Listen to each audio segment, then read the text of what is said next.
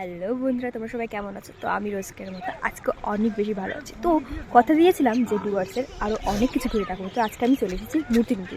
Yes বন্ধুরা, আমি চলে এসেছি মূর্তি নিতে কিছু কিছু ভিউজ তোমাদের আজকে দেখাবো। দেখে নিচ্ছিলাম কি সুন্দর পরিবেশ না, আমারও খুব ভালো লাগছিল। তারপরে অল্প অল্প করে গুটি গুটি আমি জলের মধ্যে নেমে দিয়েছি।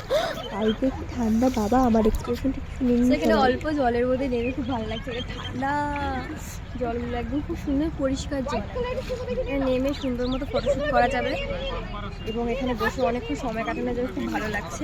জলটা একদম শুকনো নয়, একটু একটু ভরেছে। আবার ঠান্ডার দিন সব জায়গায় শুকনো, কিন্তু এই জায়গাটা জলটা।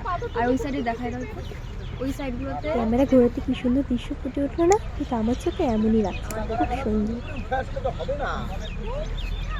ওই সাইডগুলোতে আপনারা বেশিরভাগ সবাই পিকনিক করে থাকে ওই সাইডগুলোতে। এই জায়গাটা একদম রোডের সামনে, আর ওই সাইডগুলো হচ্ছে পিকনিক স্পটের জন্য। এখান থেকে অল্প জল আছে, হেঁটে হেঁটে চলে যাওয়া যাবে। হেঁটে গিয়ে ওই সাইডে সবাই পিকনিক করে।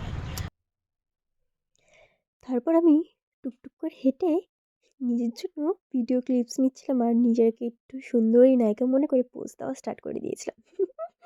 জানি খুব ক্রিঞ্জ লাগছিল ভেবেই, কিন্তু তাও ভালো লাগে। নিজের জন্য তো এটুকু করাই যায়, বলুন। কি সুন্দর দৃশ্য, তার মধ্যে একটু ফটো তুলবো না?